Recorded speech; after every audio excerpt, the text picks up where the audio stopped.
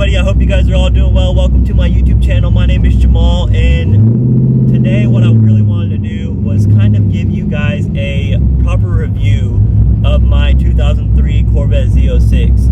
Now, I've had this car for 2 years now. Next month it'll be 2 years I've had this car, and it's come a long way from the time I bought it. And I haven't really done a proper review of this car. I've done a lot of videos about it, but I haven't really given a proper review. So I figured today, the first video of the year, I would do a proper review of this car for you guys. So why did I choose a 2003 Corvette Z06? My first car, my previous car, was a 2005 Infiniti G35X sedan. It was all-wheel drive. I really didn't like that car, but I had it for 4 years. I bought it when I was 17.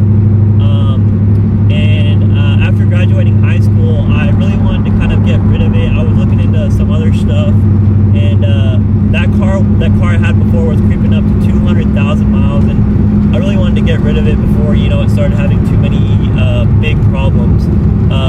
That car, even up to 190,000 miles, didn't really give me any issues. So shout out Infiniti for making a good car. But anyways, yeah, like I said, that car was creeping up on 200,000 miles, and I really needed to get rid of it. So before I bought this car, one of my really good friends had a 2006 Corvette Z06, and that car was all stock and was probably the fastest car I had ridden in at the time. You know, stock, those things have 500 horsepower, and I really loved the fact that it was 6-speed, the fact that it was really light, and that it was pretty quick for what it was. I remember we used to go out and race some people in that car, and it did really well, surprisingly, for a stock car. And he even let me drive it one time, and I just fell completely in love with the car. So I really wanted to do an LS car. I wanted it to be 6-speed manual, and I wanted something that was going to be fun, because I wanted something that was rear-wheel drive, because the car I had before was all-wheel drive. It had about 250 horsepower, and I wanted something that, you know, I was going to have fun in. Now, the only problem with that was that those things were still around $30,000 to $35,000, and I didn't have that kind of money. But yeah, so I figured I'd get the next best thing, which was a C5 Corvette Z06. Now, initially when I started looking, I wanted to buy something that had low miles for around $20,000, $22,000. Something that was completely stock so that I could mod it to make it my own, and something that was going to be reliable. But the only problem with that was a lot of banks don't want to finance cars this old, especially with it being a Corvette or whatever. You know, it's not appealing for them to finance that. So, and for me especially, because it was going to be the first car I was looking to finance, I didn't really have good credit. So I was having a really hard time getting approved and finding the right car. So I had almost given up my search until this thing popped up at a dealership in Dallas.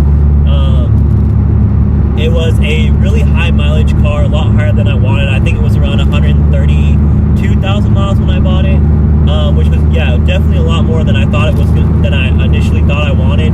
But the car was only one owner. I went and looked at it. It was super clean. It was at a price to where I wouldn't have to finance it. I could just pay straight up cash for it, and then I could save all that money I was going to spend on monthly payments towards mods. So despite some people telling me not to get it because it had too many miles, I kind of went out on a limb and bought the car. I will say though, regardless of mile, if you buy a completely stock C5 Corvette Z06, immediately replace the valve springs, because those things are known to break on these motors. The yellow LS6 valve springs specifically.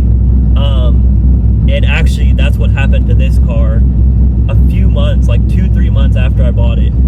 This car broke a valve spring, the valve dropped, the piston smacked the valve, and like caught the valve. It was crazy. Like 2 months after I bought the car. And you know, that really rubbed me the wrong way, because I was almost broke from buying the car, and then that happened, and the car was basically useless for like 2 or 3 months. This guy's trying to race me. See, this is a problem. Everyone tries to race you.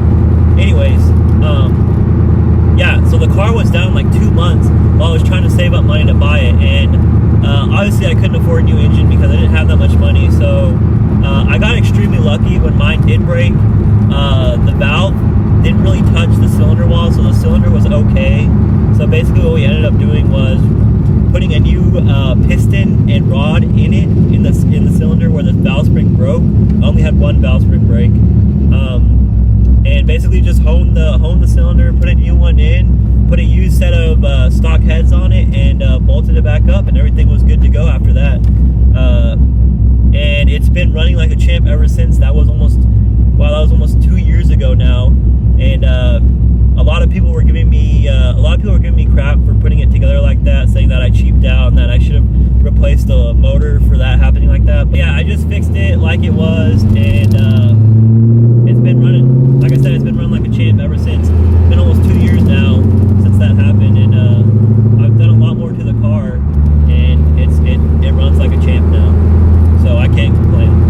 So like I said before, this is a 2003 Corvette Z06 from the factory. These things came with the LS6 motor, which, if you don't know what that is, it's basically an LS1 with heads, cam, and an intake manifold. It's the only thing that's really different between the two engines. But yeah, it's a 5.7 liter V8. Came with, like I said, 405 horsepower, and a car that weighs about 3,100 pounds. So that's pretty light even in today's standards, and it makes this car really fun to drive. Now the Z06 model specifically was only available in a 6-speed manual transmission, which is a T56 transmission. Gets a lot of flack, but honestly I haven't had an issue with it. I like the transmission. Now the 5th generation of Corvette, or C5, spanned from 1997 to 2004.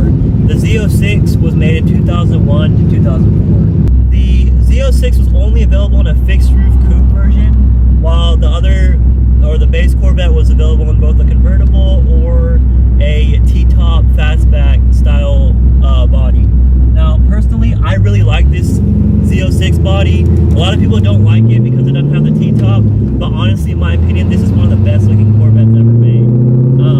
Now this specific body style, the fixed roof coupe version, actually came out in 1999 with the base Corvette basically, and that just had the LS1 in it, not the LS6 like the Z06 does. That is also a very sought after car nowadays. The C5 generation was also the last generation to come with pop-up headlights. Now I'll be completely honest, when I first got the car, I really didn't like the pop-up headlights because they kind of made it look old, but as time went on, they kind of grew on me. I don't really mind them now. I did put LEDs in them though, because the stock halogens just had really crappy light output. They do make headlight or pop-up delete kits for this car, but in my opinion they all look ugly, and so I'm just going to roll around with the pop-up headlights and just kind of rock them and embrace them, I guess. Now this specific Corvette had the transmission mounted in the rear on the axle, giving it that perfect 50-50 weight distribution, which allows this car to be a really good track car and a really good drag racing car, and really just a good car in general. So what is this car actually like to drive?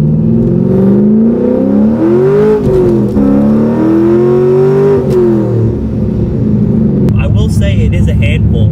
Even stock, this car can still keep up with a lot of stuff that's on the road. This car specifically has a few things done to it. I do have a Brian Tooley Racing Stage 3 cam in it, and long tube headers, and a twin disc clutch. All these mods put the car at about 433 wheel horsepower, which is about 500 engine horsepower. We figure with a 15% drivetrain loss, which is almost 100 horsepower over stock. And that's really is the beauty of this car. You can put a cam in it and exhaust on it, and you can pick up so much power. Unlike other cars, for example my Infiniti, that car was full bolt-on, and I maybe got like 20 wheel horsepower out of everything I did to that car. And the sound, you really can't beat the sound of a cammed LS. Even at idle, it sounds so good. There's really very few cars that sound better than it. At red lights, when you're sitting there idling, chopping, everyone's looking at your car, and honestly, it's just a really cool feeling.